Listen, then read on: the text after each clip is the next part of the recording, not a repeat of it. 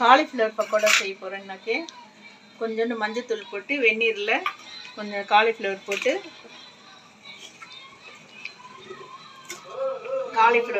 Boil பண்ணி எடுத்துட்டு 2 நிமிஷம் ஊற வச்சு 2 நிமிஷம் ஊற வச்சு எடுத்து க்ளீன் பண்ணிவிட்டு இப்போ காலிஃப்ளவர் வேக வச்சு எடுத்தாச்சு. இப்போ வந்து ஒரு பாத்திரத்தில் ட்ரான்ஸ்ஃபர் பண்ணிக்கிட்டு மசாலாலாம் ஆட் பண்ணிக்கலாம். இப்போ வந்து அரிசி மாவு 2 ஸ்பூன், கார்ன்ஃப்ளவர் மாவு 2 ஸ்பூன், தேவையான அளவு உப்பு,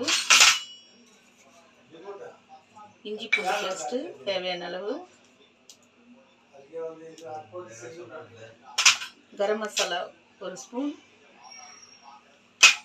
தனி மிளகாய்த்தூள் 1 ஸ்பூன், கடலை மாவு 1 ஸ்பூன். இது எல்லாத்தையும் போட்டு மிக்ஸ் பண்ணிக்கலாம். மிக்ஸ் பண்ணி ஒரு 10 நிமிஷம் ஊறின உடனே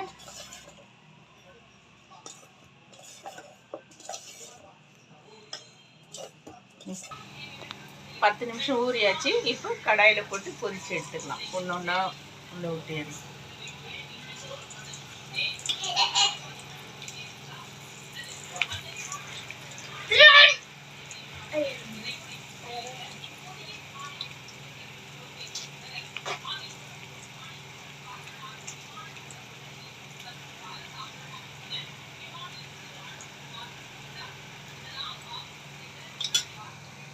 இப்போ போட்டாச்சு.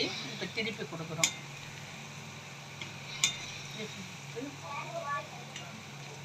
காலிஃப்ளவர் இப்போ பொரிஞ்சிடுச்சு, எடுத்துக்கலாம்.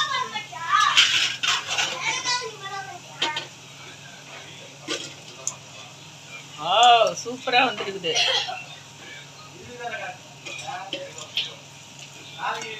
கறிவேப்பிலை போட்டு இப்போ பொரிச்சு